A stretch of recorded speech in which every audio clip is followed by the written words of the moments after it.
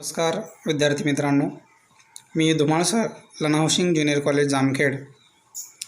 पाठीमागील लेक्चरमध्ये आपण section number 2.1 song of the open road नावाची पोएम अभ्यासली.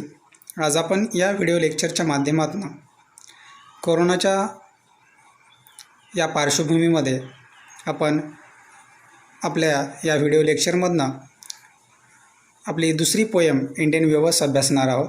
इंडियन वेवर्स लिहिणाऱ्या कवयित्री वेल नोन आहेत, सर्वांच्या परिचित आहेत, सरोजिनी नायडू. आपण त्यांना नायटिंगेल ऑफ इंडिया असंही संबोधतो. 2.2 मध्ये इंडियन वेवर्स या नावाची लिहिलेली सरोजिनी नायडू यांनी शॉर्ट पोएम आहे आणि त्या पोएममध्ये आपल्याला खूप छान असा मेसेज सरोजिनी नायडू यांनी आपल्याला दिलेला आहे. त्यामधील अगोदर आपण ब्रेक ऑफ डे हा एक शब्द आलेला आहे. सुरुवातीला आपण त्यामध्ये आलेले सर्व डिफिकल्ट वर आपण अभ्यासणार आहोत. ब्रेक ऑफ डे म्हणजेच दिवसाची सुरुवात या अर्थाने आलेला हा पोएम आहे.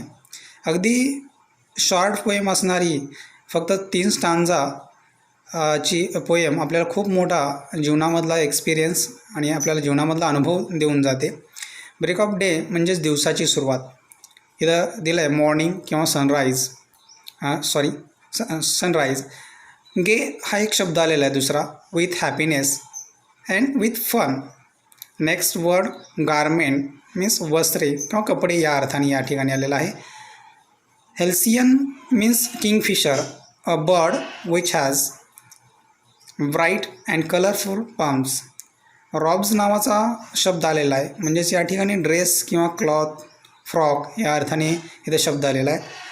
फॉल ऑफ नाईट हाही एक शब्द या पोएममध्ये आपल्याला पाहायचा आहे, म्हणजेच लेट इव्हिनिंग, रात्रीच्या या अर्थाने हा शब्द या ठिकाणी सरोजिनी नायडू यांनी वापरलेला आहे. पम्प्स हा शब्द सॉफ्ट फिदर्स, पंख किंवा एकदम मऊ पंख या अर्थाने शब्द या ठिकाणी आलेला आहे. यानंतर आपण या ठिकाणी बघू शकतो मॅरेज वेल्स म्हणजेच ब्रिडल वेल्स, म्हणजे आपण हिंदीमध्ये आपण त्यांना चुनरीही असं म्हणतो, म्हणजेच वधूचा पोशाख, की लग्नामध्ये वधूने घालावायचा पोशाक, जसं की ती नववधू या नव्या राणीसारखी दिसते या अर्थाने इथं शब्द आलेला आहे. सोलेमॅन अँड स्टील नावाचा एक इथं शब्द आलेला आहे. रेस्ट अँड सायलेंट किंवा पवित्र, शांत, स्तब्ध या अर्थाने इथं शब्द आलेला आहे. फ्युनरल म्हणजेच दफन आणि लास्ट वर्ड आहे श्रड म्हणजेच प्रेतवस्त्र किंवा त्यावर प्रेतावर झाकायचं एक प्रेतवस्त्र किंवा कफन आपण म्हणतो या अर्थाने हा शब्द आलेला आहे. विद्यार्थी मित्रांनो, आपण या कवितेचा अभ्यास लाईन बाय लाईन करणार आहेत. अगोदर आपण कवयित्री सरोजिनी नायडू कोण आहेत, कोण होत्या, त्यांचा जन्म कधी झाला आणि त्यांना नायटिंगेल ऑफ इंडिया का म्हटलं गेलं याबाबत आपण पाहणार आहोत. तर आपण पाहूया लाईन बाय लाईन एक्सप्लेनेशन आणि अगोदर about poem, about poet and introduction about the poem. Okay.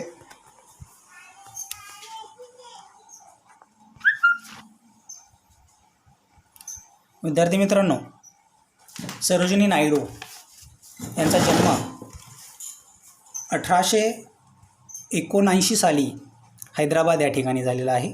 She was born 13 February 1879 in Hyderabad. She was died 2 March 1949 in Lucknow. त्यांचा व्यवसाय, आपण जर व्यवसाय म्हणलं किंवा ते कोणत्या क्षेत्रामध्ये कार्यरत होत्या हे जर पाहायला गेलं तर त्या कवयित्री होत्या. पॉलिटिकल ॲक्टिव्हिस्ट होत्या. Governor of United Provinces, first woman to be a president of Indian National Congress. या इंडियन नॅशनल काँग्रेसच्या पहिल्या महिला म्हणून त्यांनी कार्य केलेलं आहे. त्यानंतर आपण she was awarded by the nightingale of India and Hind Kesari medal, म्हणजे त्यांना हिंद केसरी मेडल आणि इंडियन नायटिंगेल म्हणून संबोधलं गेलेलं आहे आणि अवॉर्ड त्यांना दिलेला आहे. अबाउट द पोएम, ही पोएम नेमकी का लिहिली गेलेली आहे. इंडियन वेवर्स म्हणजेच भारतीय विणकर. वेवर्स म्हणजे काय, विणकर, विणकाम करणारे कामगार या अर्थाने इथं शब्द वापरलेला आहे. आता या पोएममध्ये आपल्याला काय सांगितलं आहे, पोएट अँड द टायटल, म्हणजे ह्या इंडियन वेवर्स बाबतीत आपल्याला पाहायचं आहे. The title Indian weavers focus over Indian artisan, particularly weavers. The adjective Indian is used with a definite purpose, appreciating the work of Indian weavers. As the weavers intertwine the fabric, the poet is aimed to interlace a message through the poem. म्हणजेच या भारतीय वेवर्सच्या बाबतीत यांना हा एक एकत्रितपणे राहण्याचा message यामधनं Sarojini Naidu यांनी दिलेला आहे. या पोयमची थीम काय आहे, सेंट्रल थीम काय आहे, नेमकं याच्यामध्ये कवयित्रीला काय सांगायचं आहे, तर याच्यामध्ये कवयित्री म्हणते, म्हणजे तिला म्हणायचं आहे, the Indian weavers highlight the craft and skill of Indian weavers. It is a short poem consisting of 3 stanza having 4 lines each. म्हणजेच याच्यामध्ये प्रत्येक याच्यामध्ये 4 लाईन आहेत. 3 स्टांजाची ही शॉर्ट पोएम सरोजिनी नायडू यांनी लिहिलेली आहे. प्रत्येक स्टांजाचं एक वैशिष्ट्य आहे, प्रत्येक स्टांजामध्ये काही साम्य आहे. प्रत्येक लाईनमध्ये आपण बघितलं असेल, प्रत्येक स्टांजाच्या सेकंड लाईनमध्ये क्वेश्चन मार्क आहे किंवा एक प्रश्न विचारला गेलेला आहे. यातील कलर, यातील टाईम, यातील आपल्या जीवनाशी संबंधित असणाऱ्या स्टेजेस इथं दर्शवलेल्या गेलेल्या आहेत. Each stanza of poem represent the 3 importance event of human life. The poetess talk about 3 types of dresses that the Indian weaves at the 3 particular time of the day.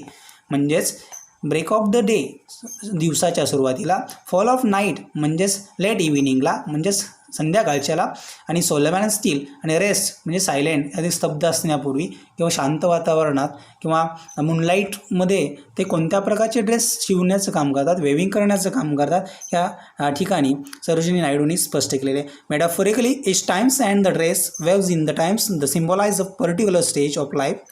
Poem consist of discussion between the poetess and the weavers by using symbols of cloth and times of the day. Sarojini Naidu has summed up the life of human being in 3 main stages. म्हणजेच या आपल्या जीवनाच्या main stages यामध्ये त्यांनी व्यक्त केलेल्या आहेत. Sarojini Naidu was a political activist, feminist and the first Indian woman who become president of the Indian National Congress.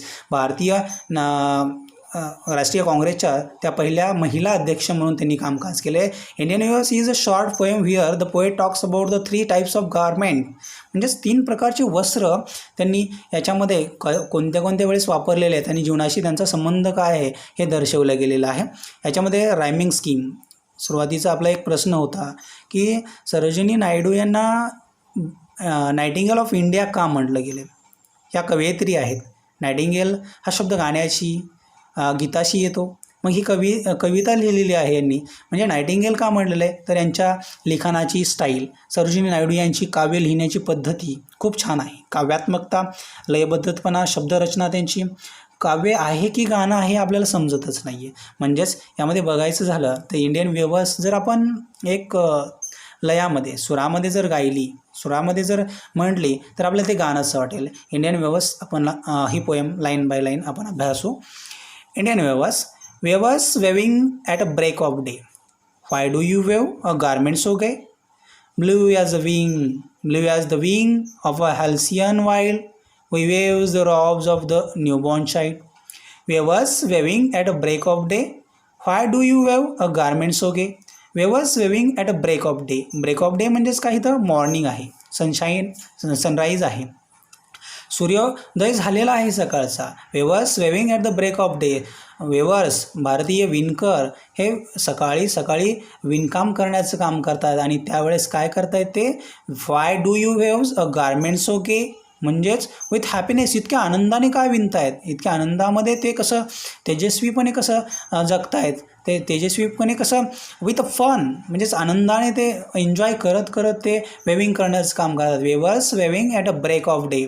Why do you weave a garment so gay, म्हणजेच या गारमेंट जे वस्त्र आहेत ते तेजस्वीपणाने विथ हॅपीनेस हे कशाप्रकारे करू शकतात किंवा कशाप्रकारे करतात, कोणत्या प्रकारचं वस्त्र विणकाम करण्याचं काम करतात.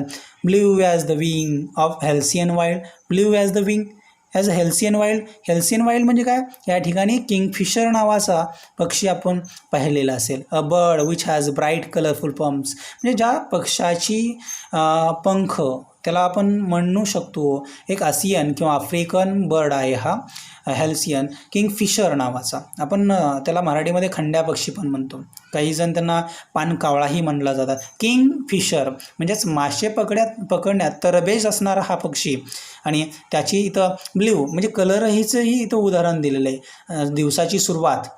दिवसाची सुरुवात इथं ब्ल्यू कलर आले as the wing of halcyon wild. म्हणजे ब्ल्यू कलर कशाचं प्रतीक आहे, तर या ठिकाणी त्यांनी सांगितलं आहे इथं आपण इथं ब्रेक ऑफ डे सूर्योदय आहे, सकाळचे प्रसन्न पहाट आहे. तेजस्वीपणे ते वेविंग करण्याचं काम करतात. We weaves the robes of new born child. आणि ते काय विणतायत, we weaves the robes of new born child. Robes म्हणजेच काय, ड्रेस किंवा क्लॉथ किंवा frock etcetera. New born child, new born म्हणजे नवीन जन्मलेलं जे बालक आहे, नवीन जन्मलेलं जे मूल आहे, तर त्याला घालण्यासाठी जे कपडे आहेत ते विणकाम करण्याचं काम ते करतात. म्हणजे इथं सुरुवातीला दिवसाची सुरुवात. ब्ल्यू कलर आपल्याला एक तेजस्वीपणाचं आनंदीपणाचं एक आपल्याला लक्षण दिसते किंवा आपल्याला एक सिम्बॉलाइज आहे. Weavers weaves the robes of the new born child. नवीन म्हणजे बालक, प्रथम अवस्था, मनुष्याच्या जीवनातील प्रथम अवस्था या ठिकाणी न्यू बॉर्न चाइल्डहुड इथं दर्शवला गेलेला आहे. Weavers weave the robes of the new born child. नवीन जन्मलेल्या बालकांना वेवर्स कपडे शिवण्याचं काम करतात. Next stanza, weavers weaving at fall of night. Weavers weaving at fall of night. Why do you weave garments of white? Like the plumes of the peacock, purple and green. We weave the marriage veils of a queen. Weavers weaving at a falls of night.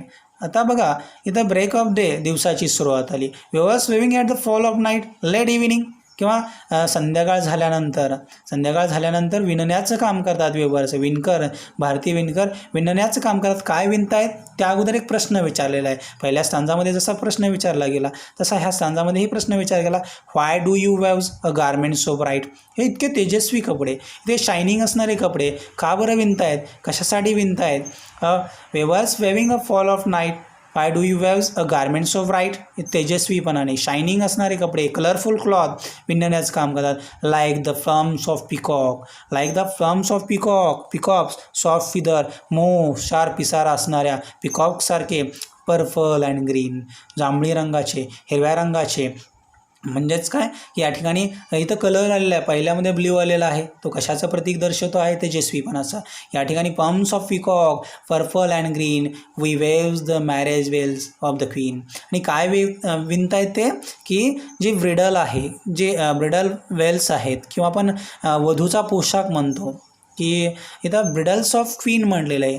राणीसारखा प्रत्येक महिलेच्या एक आयुष्यामध्ये एक क्षण, एक प्रसंग येत असतो आणि तो म्हणजेच काय, तर तो तिचा विवाह. आणि त्या विवाहाप्रसंगीच घातलेला जो पोशाख आहे, वधूचा जो पोशाख परिधान केलेला आहे, त्याला हिंदीमध्ये चुनरीही असे म्हटलं जातं. म्हणजेच weavers weave marriage veils of queen, म्हणजे राणीने घातलेला किंवा वधूने परिधान केलेला पोशाख.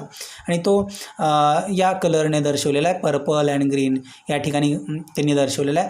पहिल्या पॅरेग्राफमध्ये ब्रेक ऑफ डे, दुसऱ्या पॅरेग्राफमध्ये फॉल ऑफ नाईट. म्हणजे तिथं दिवसाची सुरुवात आलेली आहे. या ठिकाणी संध्याकाळ दर्शवले गेलेलं आहे. इथं कलर दाखवताना पर्पल, इथं ब्ल्यू दाखवलेला आहे, इथं ग्रीननं दाखवलेला आहे. Weaves the marriage veils of queen. आणि इथं न्यू बॉर्न चाइल्ड जो जन्म झालेला आहे त्याला कपडे विणकराने सकाळच्या प्रहरी त्यांनी विणलेले आहेत. आणि फॉल्स ऑफ नाईटला त्यांनी मॅरेज वेल्स ऑफ क्वीन म्हणजेच वधूचा पोशाख त्यांनी तयार केलेला आहे. लास्ट पॅरेग्राफमध्ये आपण पाहूया. Weavers weaving solemn and still. What do you weave in the moonlight chill. White as a feather and white as a cloud. White as a feather and white as a cloud. We weave the dead man's funeral shroud. Weavers weaving a Solomon and steel. म्हणजेच सोलेमन and steel आपण पाहितलं difficult वर्डचं तिथं अर्थ बघताना black बोर्डवर आपण rest किंवा silent किंवा एक पवित्रपणे, शांतपणे, स्तब्धपणे किंवा अजूनही ते विणण्याचं काम करतात. शांत एकदम प्रसन्न वातावरणामध्ये ते विणण्याचं काम करतात. तिथं आपल्याला नेक्स्ट लाईनमध्ये की वरत्या ह्याच्याप्रमाणे जे स्ट्रक्चर आहे त्याप्रमाणे त्यांनी क्वेश्चन विचारला आहे. Why do you weaves in the moonlight chill. या चंद्रप्रकाशामध्ये, या कोल्ड डेड नाईटमध्ये त्यांनी का बरं काय विणलं आहे. Why do you weaves in the moonlight chill, white as a feather and white as a cloud. White as a feather, त्याचे पंख पांढरे आहेत. व्हाईट ॲज अ क्लाउड, आणि ढगासारखं स्वच्छ पांढरा शुभ्र या ठिकाणी कपडे विणण्याचं काम हे भारतीय विणकर करत आहेत असं सरोजिनी नायडू म्हणत आहेत. White as a feather and white as a cloud, we weave a dead man's funeral shroud. Funeral म्हणजेच आपल्याला दफन करायचं आहे एका मृत व्यक्तीला, आणि या मृत व्यक्तीला दफन करताना दफनाच्या कार्यक्रमामध्ये एक पांढरा शुभ्र पोशाख परिधान केला जातो. अगदी तसंच कपडे हे weavers weaving solemn and still, what do you weaves in the moonlight chill, या कोल्ड डेड नाईटमध्ये विणण्याचं काम करतात. We waves the dead man's funeral shroud.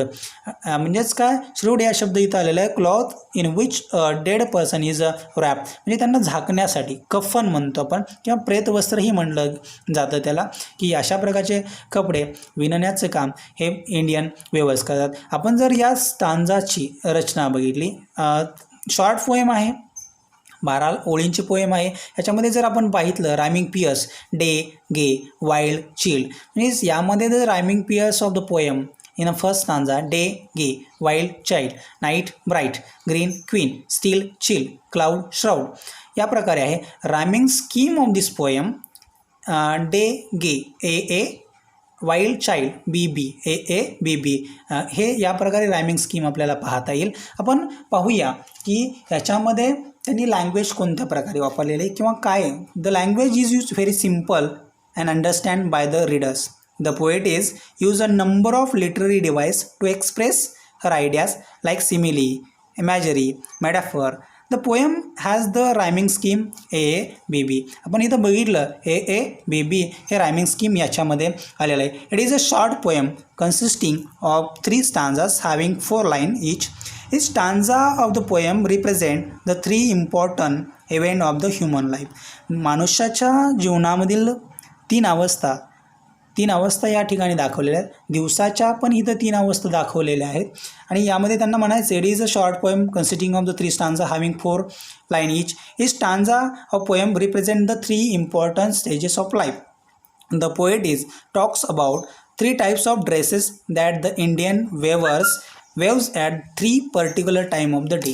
म्हणजेच प्रत्येक दिवसाच्या वेगवेगळ्या क्षणी ते वेगवेगळ्या प्रकारचे ड्रेसेस शिवण्याचं काम करतात.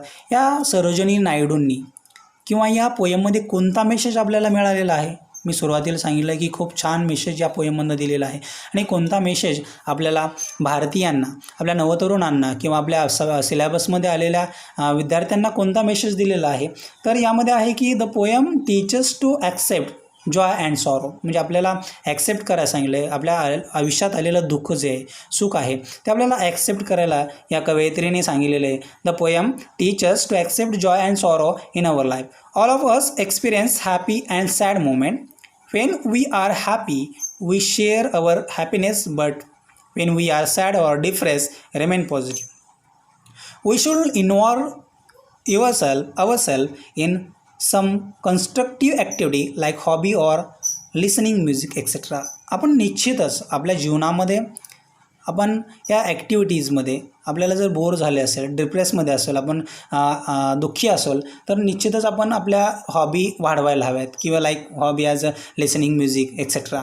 गाणे ऐकणे असतील, काही खेळ खेळणे असतील, बाहेर फिरणे असेल, किंवा निसर्गाचा एक आस्वाद घेणं असेल, या प्रकारे. It also dignified the work of weavers, Indian weavers. आणि यामध्ये या इंडियन वेवर्सचं जे कार्य आहे यामध्ये त्यांनी मांडलेलं आहे. कशा प्रकारचं कार्य आहे. Okay students, I hope you understand this poem.